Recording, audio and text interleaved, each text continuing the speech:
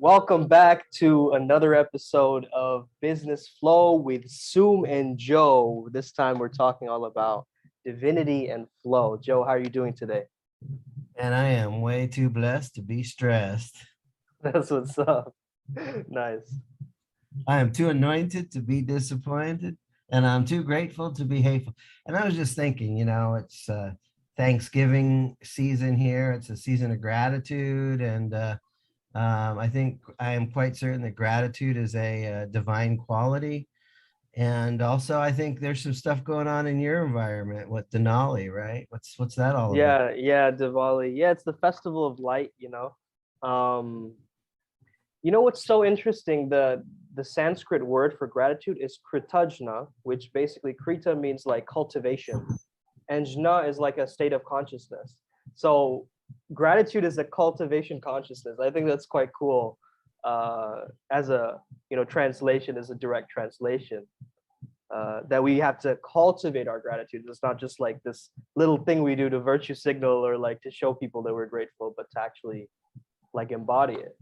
I saw a really great church talk, and it was about being grateful under all circumstances, meaning even in the worst times of your life, there's a lesson there, or there's something to be grateful there.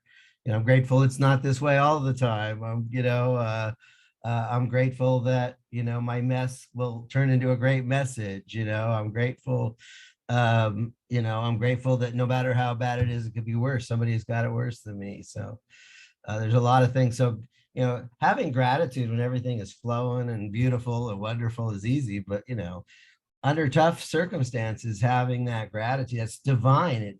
It's divine to have that ability. And that really, brings us to the topic. But, your holiday there, I looked it up on Google, and it's basically says it's the celebration of light, how light conquers dark. Absolutely. And Yeah. I think the word guru means gu means light and ru means dark, right? So guru is somebody that helps somebody who's in the dark and transform them into the light in whatever they're a guru at. But I think that guru and this holiday, is it Denali or Diwali or Yeah, Diwali. Yeah. Diwali? Is celebrating this the light, how the light always conquers the dark, um, and a guru, somebody, I think it's divine to help people go from their dark place into their light place. And so I think that's a good place to open this up. But anyway, I was inspired. I met a girl named Christine Grauer, and she wrote this book, which is hard to see here, called Project Life. And in the back, one thing she talks about, and we all know this from, language can create, your words can create worlds. And so in the appendix of this book, she's got a list of, about maybe about 50 divine qualities. I gave you that list, right? Yeah, I think I have it. Yeah. Yeah, I'll find it. But so I thought what we would do is bounce back and forth. I'll choose some of these words, and you choose. I'll choose a word and we'll talk about it. You choose one, and we'll go through about 20 of these, or 15, 20 of them. And so the first one that I'd like to talk about, and I'll send that file to you real quick, so I know I have it real close by. Yeah. Yeah. So one of the divine qualities is this idea of discernment. And discernment is this, I used to think discernment was the ability to sort right from wrong and good from bad, right? Those kinds of things. But in my evolution and growth, I have learned that discernment doesn't just have the ability to sort right from wrong, but it's the ability to sort right from almost right. Because, almost right ain't right, and there's this idea of you can be kind of right, like hitting the tennis ball. Like if you hit it kind of right, it's a struggle. But if you hit it in the sweet spot, it soars, it flows. Okay. And so a large part of discernment is this ability to fine tune our thinking. And I was reading, Napoleon Hill wrote Think and Grow Rich, but he wrote another book called The Law of Success. It's a big, giant, thick book. And one of the things he talks about in there is the glue, the thing that holds the whole Think and Grow Rich philosophy together is accurate thinking, accurate thinking, not, it should be called think accurately and grow rich, not think and grow rich, because it's a huge game changer. And the metaphor he uses is that accurate thinking is like a 20-ton wrecking ball, and inaccurate thinking is like a 2-pound tack hammer. So if your thinking is like spot on, you're powerful. But if you're a little bit off, man, you live in the struggle and you're not near as effective and you're not going to flow as much. Anything you want to say about discernment before we move on to the next one? Yeah, I was really interested in that word discernment quite recently, and I wrote something down. I said, stop splitting your attention and take one thing at a time. Just follow and stack that flow with discernment and intuition as a guide. So I think I was referring to this idea of wu in flow state, and basically how when you stay in a specific vibratory state, you live much more effortlessly because you're not pushing as much. You're more like a river consciousness rather than trying to force things. So I think discernment is really useful for when you're using your left side of your brain alongside intuition, because sometimes our intuition, I mean, it takes us too much into the right brain that we don't have any objectivity. But I think that once we have discernment, it can really balance out our hemispheres. And I think that's why it makes it a divine quality, because we can be in touch with intuition all we like, but we don't know what's going on there, right? There's spirits, there's entities, there's weird things, right, that we can't see. It's vagueness, right? It's all vagueness, it's all subconscious, it's all collective unconscious. And so a little bit of discernment, I mean, it'll save your life, right? Like if you have discernment that, hey, this person seems to be like they're going to pickpocket me or rob me, or in an environment where you might not be very certain, right? You go to a new place, that discernment will save your life. That's your guardian angel in that time. So I think it's definitely a divine quality. People say trust your gut, and it's like, first of all, I listen to my gut, but it's not the only source of information. And I got to tell you, 9 times out of 10, when I trust my gut, I'm right. But one time I trusted my gut and it cost me $1.25 million. So it's like, maybe we need to take all the information in and not trust our gut. Right, Because, absolutely. So I connect discernment with good judgment or wisdom, and fine tuning our thinking. Discerning is like this fine tuning of our thinking. And so, and you know what? Dan Kennedy was talking about, of all the Think and Grow Rich principles, accurate thinking is the most difficult because it takes work. It takes, like, you got to deeply think about stuff at that deeper, think a second time, think a deeper level. Like, what are the implications of this? And discernment can ripple into this whole idea of, wisdom. We did a whole, wisdom and flow episode. People can go back and listen to that. And there's a lot of pillars to wisdom, and it's like making the best decisions possible based on, by the way, I bought that book, How to Get an A in Life. And it's got the pillars of the wisdom, but discernment, so there's faith. When you make a decision, is it in alignment or out of alignment with your faith?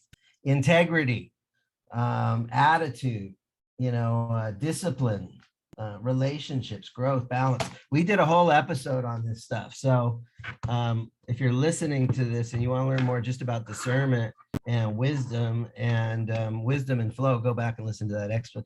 So did you get the list I sent you? It's in your messenger. Let me just check that. It. Yeah, I got it. Let me pull the second one. Let me pull a second one here, and then you can come up with the third one. Okay. Got it. Being courageous is a divine quality. What does that mean to you? How is courage divine, and how can courage improve flow? I think it's interesting, like in the Lester Levin scale or the David R. Hawkins scale of consciousness, courage is like the one that's almost like the tipping point that goes from energy expansive to energy draining. So courage is actually one of those things that gets you into energy expansive. And I think that's really cool. I also have courage written up on my like kind of vision board area. And it's a Stoic principle, I believe, courage. And I wrote that one down specifically for the principle of love flow. I mentioned because, you know, to really be able to have relationships and like take chances and things like that, you need courage. Like you need a lot of yeah, you need a lot of bravery to like be able to step in to that arena. Also in business, same thing, you know, it's like you need to put yourself out there and you have to be willing to be seen. And a lot of people, they're afraid of their own greatness. I think that's their golden shadow. So I think that courage allows you to take those bold risks and those steps. And with high risk comes high reward. So I think that that's how it helps with the flow, because risk is a flow state trigger, you know? So when you have that courage, when you have that bravery, it's like putting you in the spotlight, and it's feeling the fear, but then doing it anyway. Like that's how I describe it. You know, it's coming up for me because this is business flow with Sume and Joe. There's this business side of it. One of the things that comes up for me is, you know, there's this idea of cold calling and call reluctance, like not having the courage to pick up the phone and talk to people, you know, and you know, and have conversations that could potentially lead to cash. And if you don't have that courage to pick up this phone, if you've got this call reluctance, and one of the things, you know, is we're talking about labels of divinity today, you know, and so Jay Abraham, my mentor, he said one day, he's like, well, I call them cold calls. That doesn't even sound fun at all. It's like, what if we called them, you know, learning and dissemination adventures? It's like a learning adventure. It's a dissemination adventure. When I get on the phone, I can learn about people and I can disseminate, I can share information with them. And it's an adventure. It's fun, you know. But, you know, I think you'll have more courage if you look at it like it's a fun thing. It's, you know, it's a mutually beneficial thing. So, you know, we get to connect with other human beings, especially today in this, you know, we got, you know, quarantines and this, you know, where there is a lot of disconnection going on right now. And having the courage to connect between actually being connected and being lonely. And so it totally makes sense in terms of love flow to have courage, and it totally makes sense in the business world to have it as well. So what's another divine quality that you want to talk about? You're muted. Yeah, let me just look through this list. Let's see. Well, I think in regards to flow state, like definitely fluidity. I think fluidity is like Is divine. just perfect. Is divine. It's just perfect for that. And why?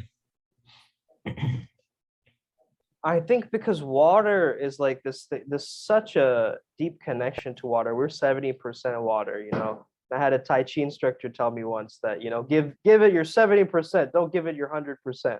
Save that 30% back for your glow, you know, for your aura. And I always remember that, man. Like I don't know, there's something about like fluidity that it's like not giving so much effort. It's like kind of moving with the path of the least resistance. It's like that sense of, okay, I'm going to be adaptable, right? I'm going to be that shapeshifter when I need to, because it's necessary for me to be this. Like, I can't be so caught up in my ego that I'm going to start to self-sabotage and like, you know, get into these defensive patterns. I want to let go and become formless so that people will relate to me as a spiritual being, right? So I think that's why fluidity is so important, is because you can take on the form of anybody and you can get to that compassion. I think that's really important when it comes down to divinity as well, is to be empathetic. It's not about putting them in your place, it's about putting yourself in their place, right? I always say. So yeah, yeah, man. nice. When I think of when I think of fluidity, when I think of flow, one of the things that popped into my head was, you know, my testimony coming back to Christ, coming to God. And I remember I was just like, I was having a lot of struggle in my life at that time. And I'm like, I had this conversation, okay, God, I've tried it my way. It's not working out so good. It's like, I'll try it your way now. And it was something really magical happened where it was like, all of a sudden, it was like, I didn't have to, like, before I made that declaration, it was like I was swimming upstream against the river, exhausted and not getting anywhere. And when I surrendered, it's like, that was like me fighting my way. Okay. But the moment I said, okay, God, I'll do it your way, like there's a river of life, there is a river of spirit, there's a river of consciousness, there's a river of something that will take you to the blessings. It's like, and all you, once you surrender to the river and the flow, it like you will achieve everything you want and need. Everything you need, God will provide. But quit trying to do things my way and actually do things his way and get into his that higher flow, and like magic happens. Yeah, definitely. Yeah, a lot of people say, get out of your own way, but some people, they're not even sure what the way is. It's like they've got to figure out, first of all, what is their way. I wanted to bring up this one, oneness. I think it's a really interesting one. I remember once I Before you, was before you go there, okay. Yeah. the reason I brought that up is because one of the other divine qualities is faith, faith, faith. So flow, there's a connection between faith and flow. There's a connection. And so faith is a divine quality, and that ability to have faith to do things divine's way, it actually creates, like it allows things to flow much more effortlessly. So faith and flow are deeply connected. And why don't you go ahead and talk about oneness? Yeah, I was once freaking out, I remember, and I was like, I think I had a panic attack. I called one of my spiritual friends, and he told me, just get back to your oneness. And you won't believe how surprisingly it helped, because what I did was I like paused the video game of my life and I started to become the observer from that state of oneness. And I started to notice that, hey, wait a second. I'm not the only one having this experience. There's other people around the world, right? Like experiencing things way worse or way better. And it's all relative, right? And so I got into the state where I was like, whoa, I'm not looking at this small picture. I'm not shrinking anymore. I'm looking at the bigger picture now. And I think that's when that oneness really started to help, where I was like, I felt connected with myself and connected with others again. Whereas so many times when we get out of flow, we feel disconnected and we feel like we can't get along with others and we just want to isolate. But I think that once we get into that um, social engagement factor and we start to create that, you see synchronicities, right? Which a lot of people mention this, like in flow state, you see a lot of synchronicities, which is closer to the divine. But that's just reminder of oneness, right? Because everything is connected. And so Yeah. when you realize the synchronicity, it's basically a reminder for oneness, which a lot of people I think miss out on that factor. But yeah, it's really Yeah, and important. there's this oneness between humans, and there's this oneness of with God, and there's this whole thing in Christianity about there was the Garden of Eden, and then they had the fall, and what happened is before the fall they were in the presence of God, okay, and after the fall they were still in the presence of God, but they didn't feel it, they couldn't see it, and so there's this illusion of separation, okay, and so what happened in the garden was the fall and then the illusion of separation. And the term they used when Jesus Christ came was the atonement, at one, to the atonement of Jesus Christ, to help us become at one with God again, to remind us that we are always in the presence of God, even though he is behind the veil, he's behind the curtain, but God is always present, even if you can't see or hear him. And the whole point of that, this is divinity, personified, is that we can be at one with God. We forget that we're at one with God. And when we remember that through the atonement of Jesus Christ, we can be at one with God, it makes everything so much more meaningful. Absolutely. I have a little figurine here. It's Brahma in Hinduism. He has these four heads, and he's said to be like the creator, right, of all the other, whoever knows how many, like 32 million or something gods, right?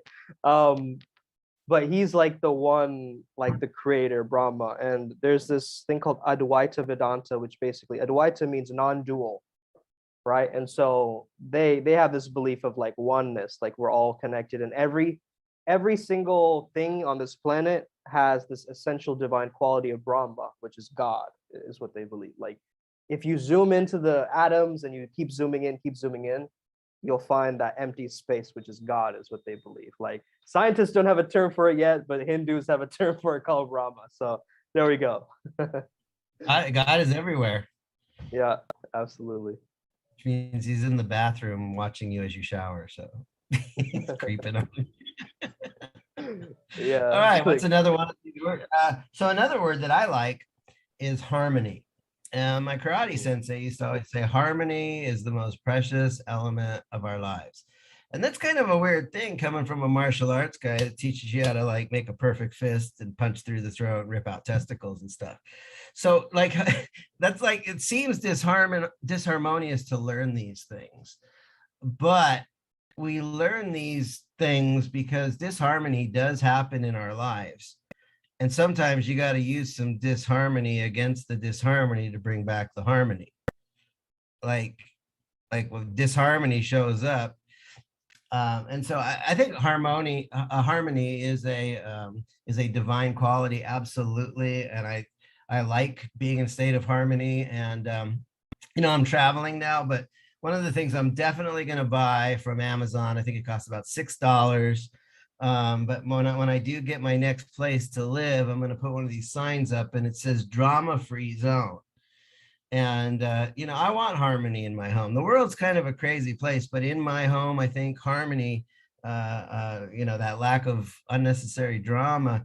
But I like this idea of having a sign like that on the wall, because if anybody's arguing or anything, you just point to the sign and say, take it outside. yeah, that's But great. what about harmony? What comes up for you around harmony? I remember once I had this post where I was like saying um something about I was like a wordplay with the word harmony, where I was like, we need to have harmony without harming many or harming money. And you know, Money? yeah, harming money or harming many. So Oh, I think a lot of people, they want to achieve this quality of harmony. I think that's the whole point of psychology, is this like individuation or integration of, we want to get to this equilibrium point or this balance, right?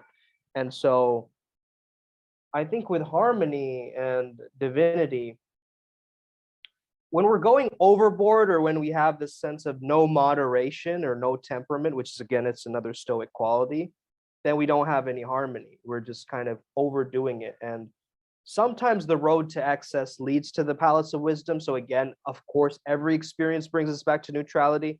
However, at the same time, I think that there is a benefit for not just waiting for the crisis moment to launch us into change, or waiting for the pain to then get us to be motivated. I think it's important to just generally know our limits and then achieve harmony in our craft and what we know best. And that's the way we can make money, is we have to be unique with usefulness and add value with our harmony.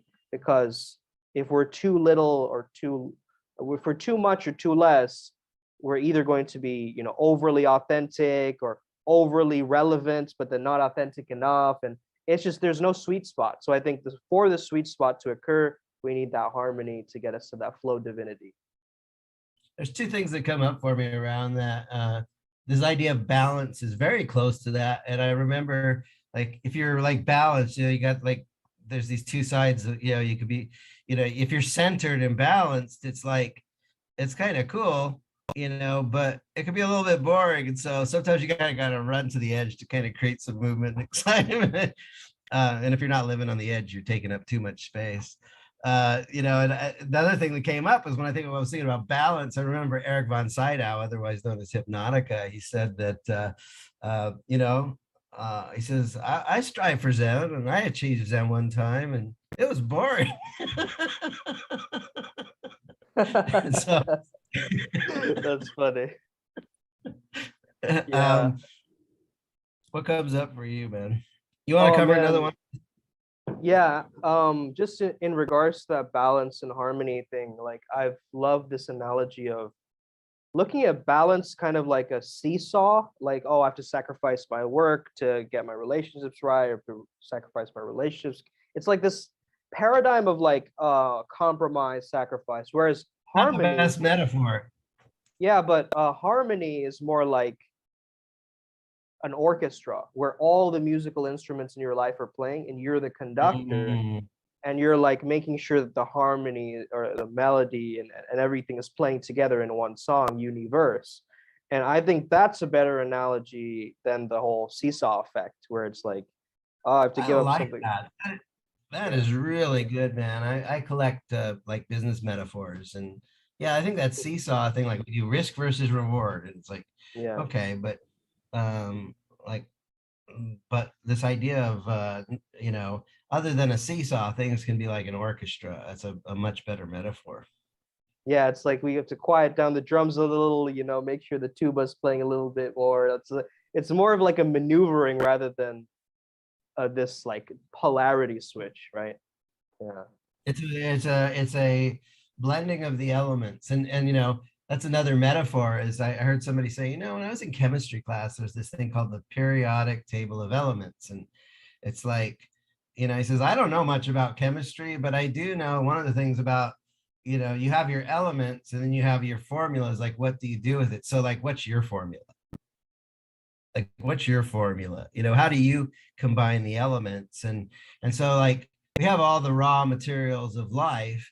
How do what's your formula? How do you, or what's, like, these are the musical instruments of an orchestra. Like, okay, these are the elements of the orchestra, but what's your formula for how you move the music around to create an experience? Uh, and the thing about an orchestra that's nice is, if you just did happy high note boom of the drums and we need that. Yeah, It's the that crescendo. drama.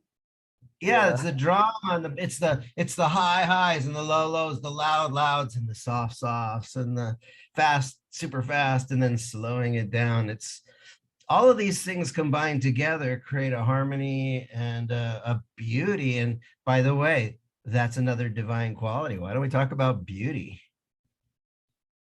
Yeah. I love that, man. It's interesting. I've always looked at the word transform, and I know the word trans means go beyond, right? And so beyond form, right? Transform. And so I always thought of the word transform as going beyond beauty because form is what we associate with beauty oftentimes, like the physical. But I think when we're changing ourselves, we're going beyond this concept of beauty into spirit, right? And I think that things can be beautiful not just from the outside but from the inside, and I think that it's important that we start to really reflect on what we mean by beauty. We've always said that beauty is in the eye of the beholder and all this kind of stuff, but I think it's important to recognize, what does soul candy look like. Like, okay, I see that a lot of eye candy going around, but what is Right. that soul? You know what I mean, Joe? Yeah, I like that's that. what, that's what's coming up for me in terms of beauty. What about you? So sweet. You're sweeter than a candy store.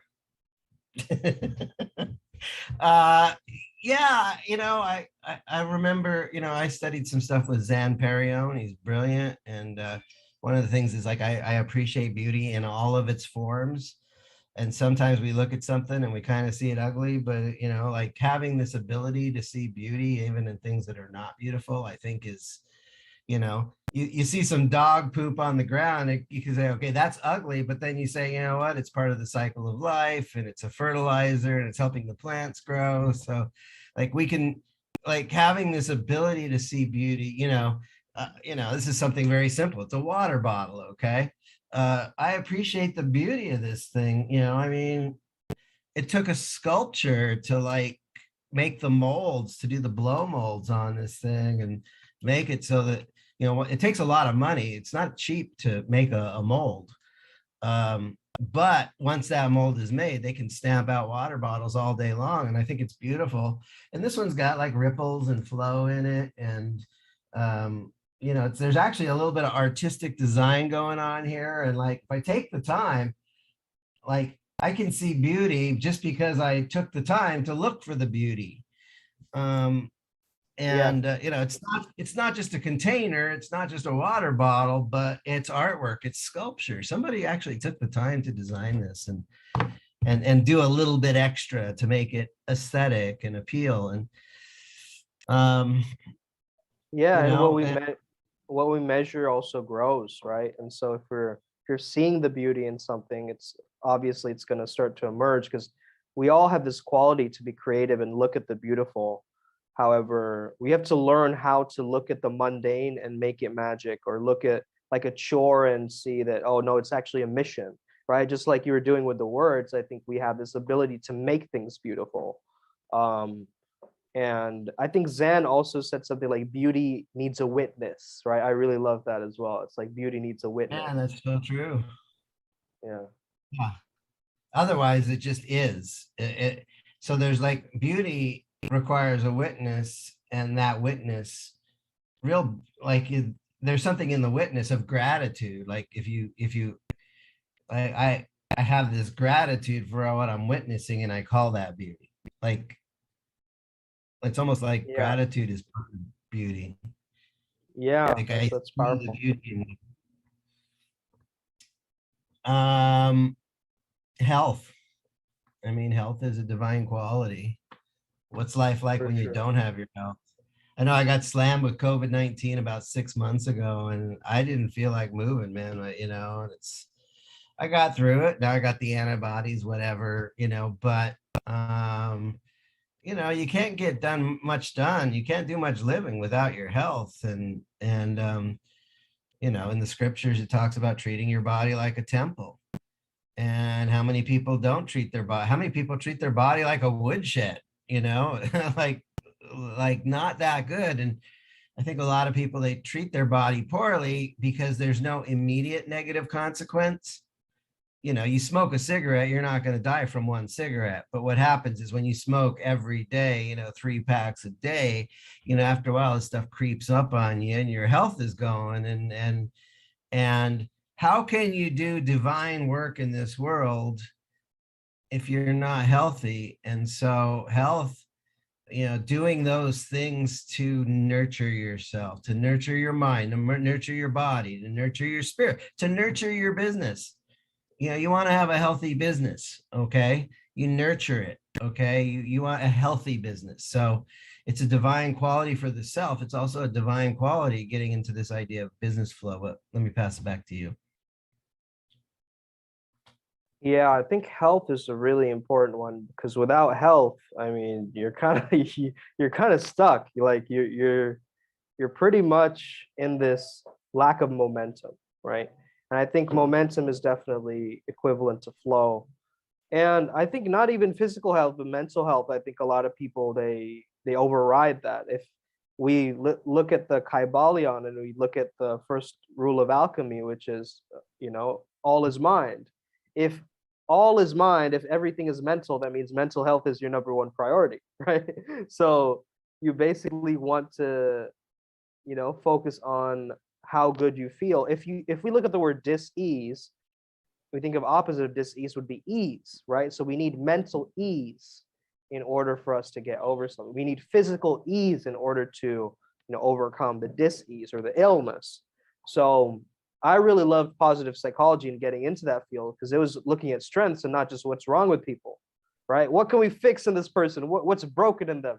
Instead, it's like, hey, what's already there? How are they staying in their lane? Let's expand and amplify that so they could be more in their lane, right? And I love that mindset shift.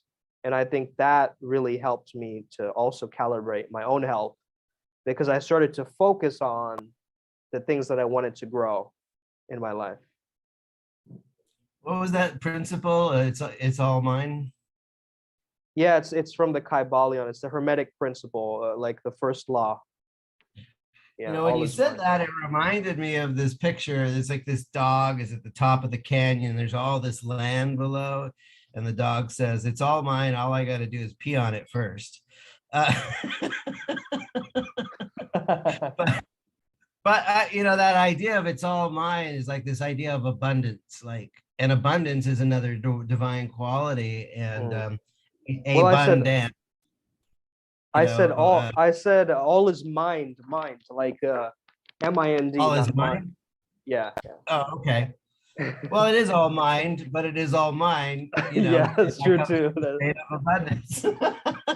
I was actually thinking of that word abundance and avoidance, because avoidance is you're dancing in the void, right? And you're just not getting anywhere.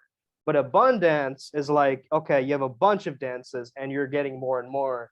And it's like it's expansive, right? And Having I love fun, fun attracts. exactly, right? Uh, Well, if you think of scarcity, yeah, if you look at the word scarcity, it's scar city, you know, and that's so true. That's uh, true. it's scar city. Are you living in the scar city? Or are you living in the bun dance? Are you having fun making money, or are you wounded? And you know, I've come to this conclusion that we all have trauma, and we all need healing, and we all are capable of healing, and we are capable of healing ourselves and healing others. And so I don't know if healing is on here, or, but this idea of abundance and scarcity. Go ahead and riff on that a little more. Oh man, I was just talking about this earlier.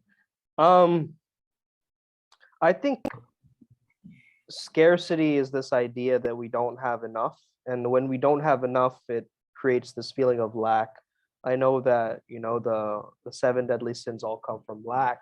Like greed is I don't have enough money, you know, lust is I don't have enough sex, and all this, like, just, you know, I don't have enough quality creates this urgency or this feeling of like I need more or I want more, and it gets us into that hamster wheel of always wanting to attain.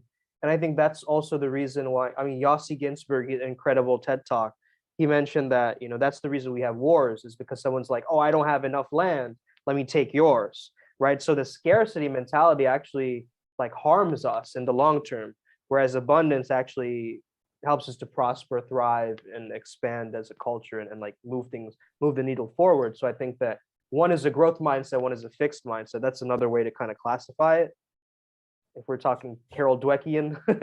Yeah, go ahead. Yeah, yeah, you know, and you know, the thing is it's not hard to witness abundance. All you got to do is walk outside. First of all, how much air is there to breathe? There's an abundant supply of air, you know. But all you got to do is sit out. You know, if you're in the city, or you know, look at the buildings. Oh, there's a $2 million building, and there's a $500,000 bill. You know, you see the cars going by. Oh, there was a $40,000 vehicle. That was an $80,000 vehicle. It's like you can see the abundance all around you.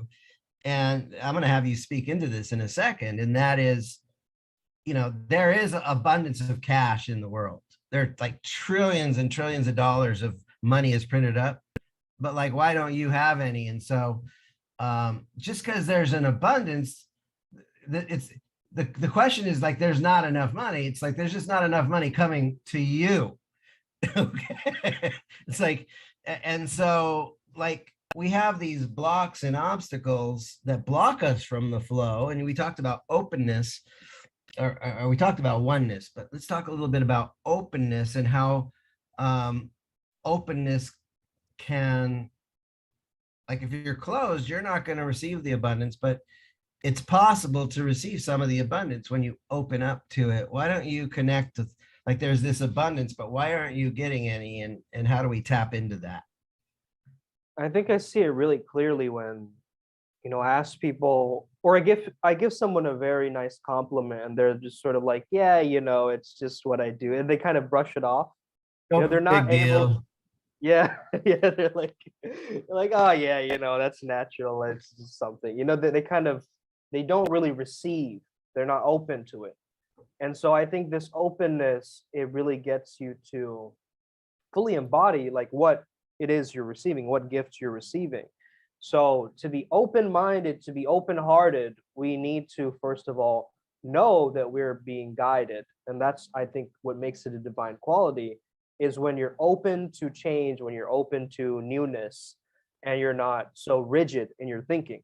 You're not like, closed-minded or thinking that, oh, it has to be like this or it should be like this, where now that's creating these parameters of what society thinks it should be, or like, oh, what Gary Vee did or what Tony Robbins did, but it's not what you did, right? And so you need to find your map, and that's how, when you open up your heart and you receive more. We need both our heart and mind to manifest, right? One is our creation software, one is our design software. So we need to, design, we need to desire and create. Sorry, not design, desire, I meant to say. But yeah, we need both of those to manifest, right? To create and desire. And if we have an open mind and closed heart, we can't manifest, right? If we have a closed heart and open mind, it's like both of those have to be flowing, right? And I think that synergy, that alignment is really what gets you to get this divinity and this influx of good energy. Those are internal things, and there's also this external thing, giving and receiving. And if you want to receive a lot, you got to learn to give a lot. But one of my mantras is I am a generous giver and an excellent receiver. And I think if people aren't receiving, it's either because they're not giving enough or there's something blocked in their receiver. You seem like somebody, like as a flow coach, you probably experienced this a lot.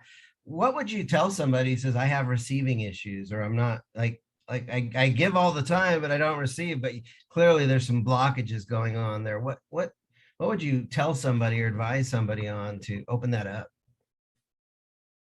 Yeah, it's a lot of trust. It's working with your own level of deserving and trust. It's definitely a lot to do with putting up heart walls, and we have to find a way to really, de-armor your heart walls in a sense, where I do this process with people where we actually try and figure out, like, what is your heart wall made of, right? Is it made out of styrofoam? Is it made out of steel? Is it made out of terracotta? Like, how hard have you put up a barrier to block people from your world? Yeah, I got like armor plate and Kevlar and Yeah, concrete.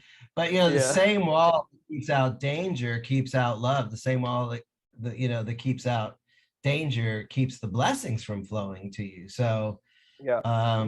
so talk a little bit about that heart wall. What's your heart wall made of, and how can we like open it up? And because what, trust is another divine quality. Totally. Yeah.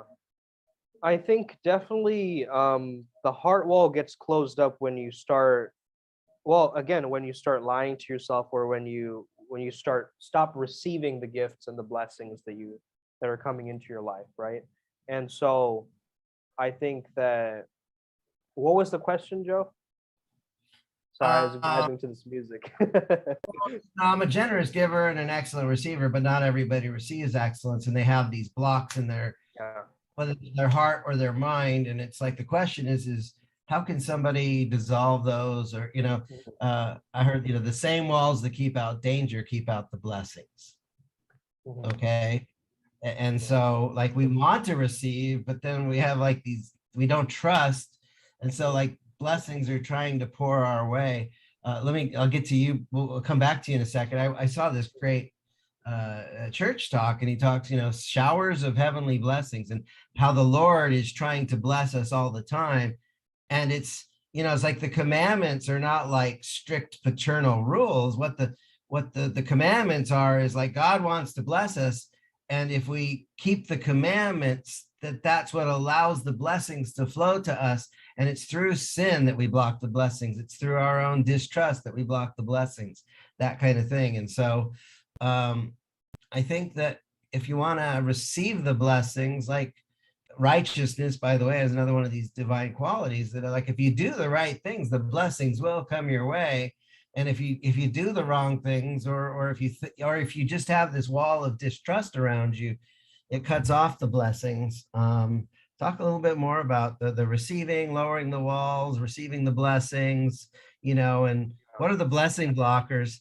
There's a great topic for you right there. What are the blessing blockers? What are the blessing blockers? Yeah.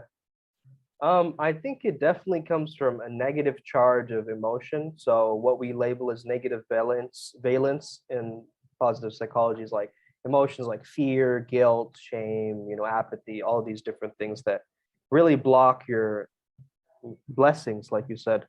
And we could have elated emotions in the positive too. So I think what's really necessary is you come from that pure awareness so that you're in neutrality instead of having this emotional charge of like this, this pain body or this trauma that's just like latching on to you, like constantly finding an invisible thread in all your experiences, right? It's like that feeling in your heart is associated with one memory, right? Maybe it's one memory where some girl rejected you or something happened, and you put up a heart wall in that specific instance. So I think that if you go back to the memory and you start revisiting some of that stuff and you start retelling your story in the way that you want it, I think that's going to give you your blessings back, because you have a particular way that you've told yourself your storyline that's made you block your blessings. And it's made you like your role has created a boundary around what you can receive. And your Yeah. identity has been created in such a way where it's like, oh no, I can't do that, right? And so I think that once people start really shedding those layers, that's when they really start to receive those blessings.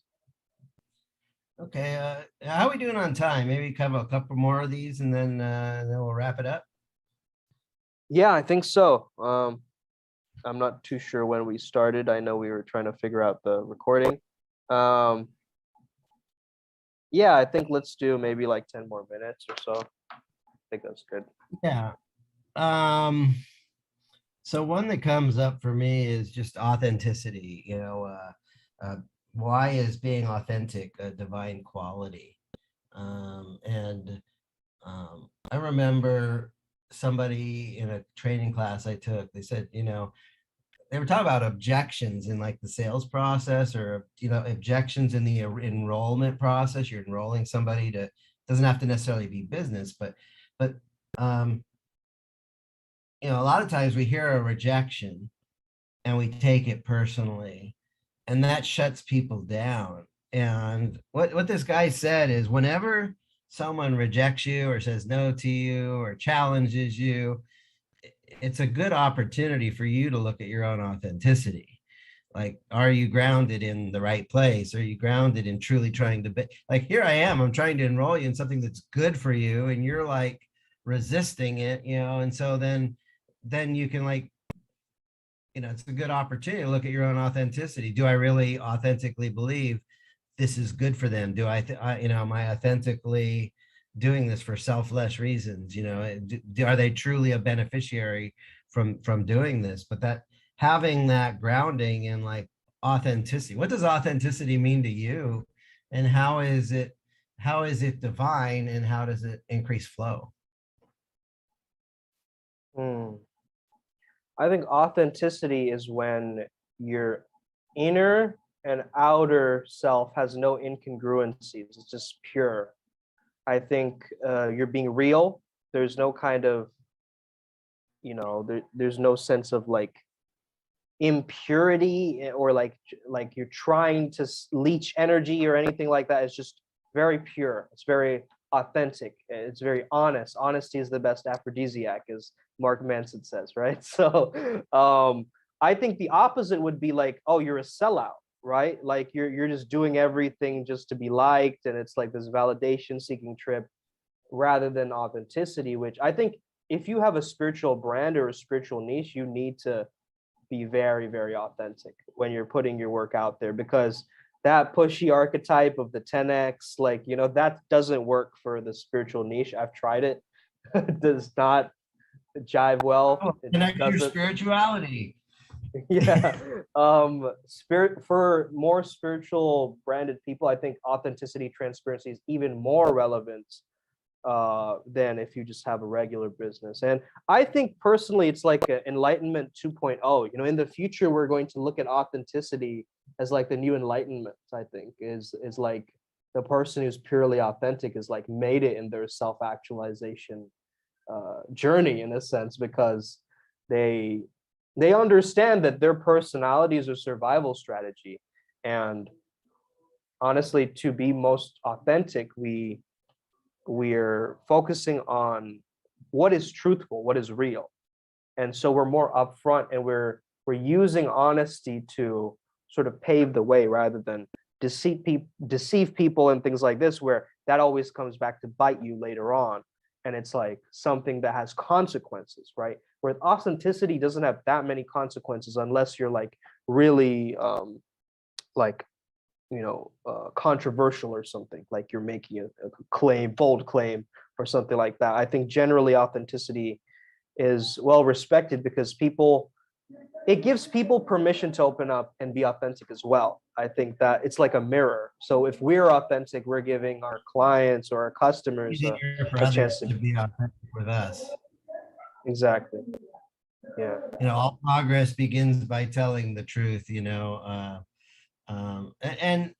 talked about enlightenment. I mean, to be enlightened is divine, but I think the path to that, the word here in the divine qualities is awareness. I think awareness can lead. It's a prerequisite for enlightenment. And I want to wrap this up, but we'll pass it back to you in a second here to talk about enlightenment. But look, we've been talking about divinity and flow. Like, we've been talking about these divine qualities, and like, what's the ROI of like walking a more divine path? I don't know. It's hard to measure. Like, I don't know. Like, but I do know that if you are walking through the world righteous, I think if you have authenticity, I'm quite certain that if you are responsible, if you're somebody who sees beauty, appreciates beauty, if you live in a spirit of harmony, what other ones have we talked about? If you are open, if you have confidence and courageousness and come from a place of abundance, I'm certain that qualitatively that will impact your business at a huge level. I just don't know how to measure it. So, but this idea of doing the right thing, walking in a higher self, I think that it does impact your business and it does impact your flow.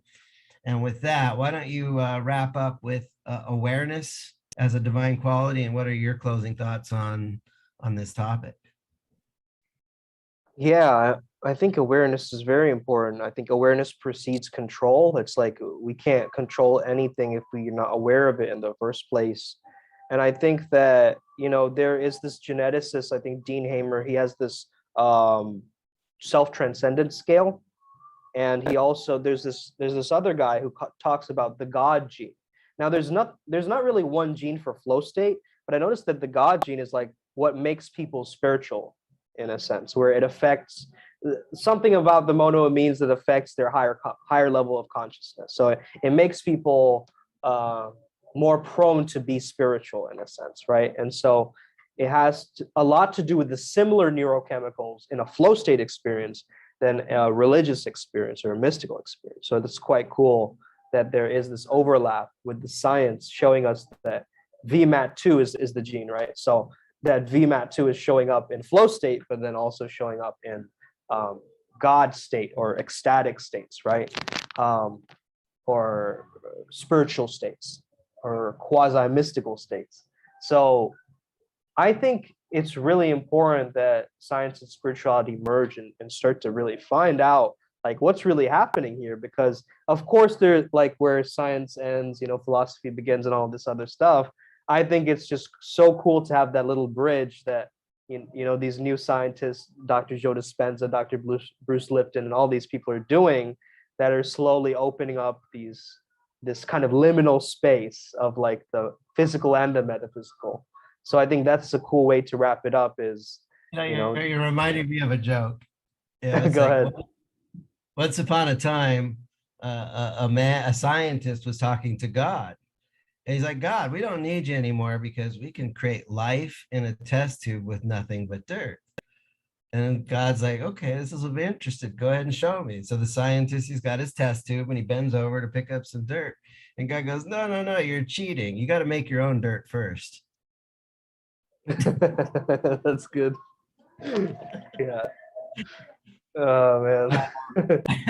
Yeah, I think that's an Yeah, go You know, ahead. there is a merging between science and spirit. If God created everything, then he created all the scientific rules which our universe is governed by. Oh yeah. I was just about to say, you know, that there's like a rapper slang that they use that it's like on God. On God means like I agree, or like yeah. Uh, it's like on spirit, you know, it's like I fully agree. And I thought it'd be cool to like use on Tao as well, like as a term, Now, because the Tao is like now, also the way, right? On Tao. it's so valid.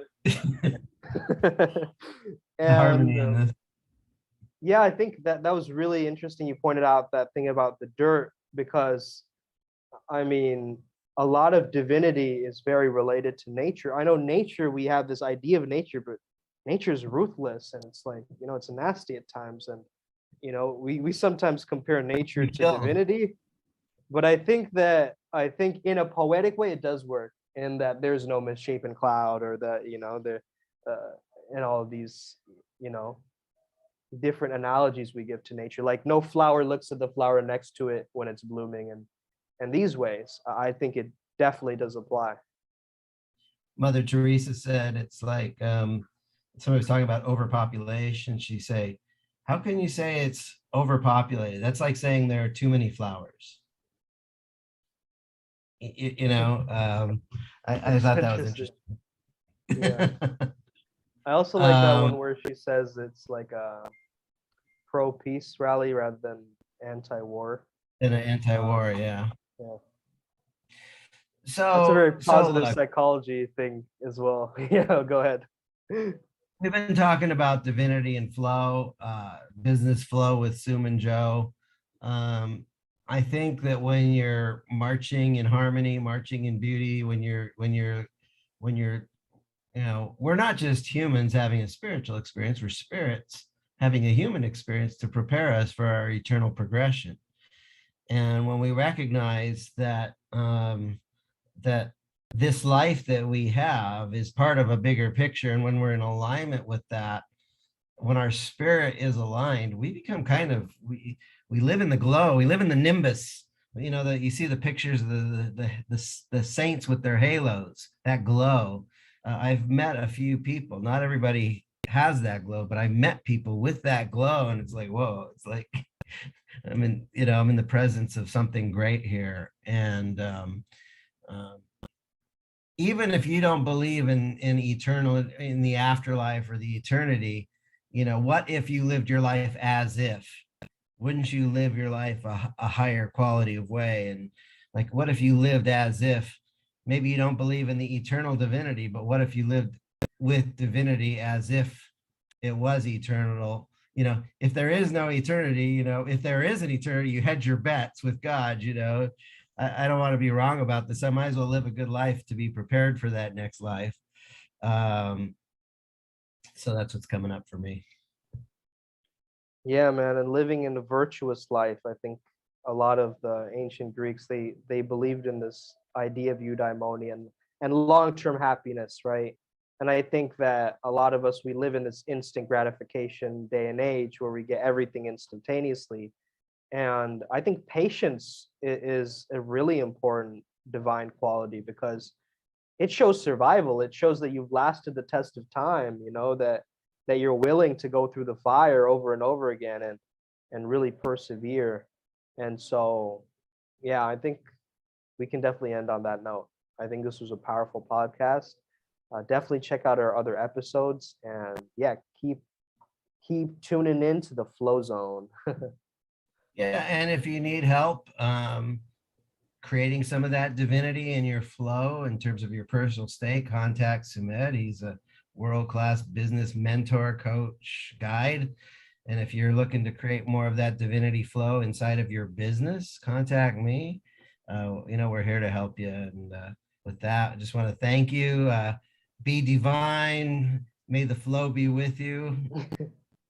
Man, And I hope that this will help you get more of that abundance and prosperity and openness to allow those blessings to flow your way. absolutely. Peace out, guys. May you never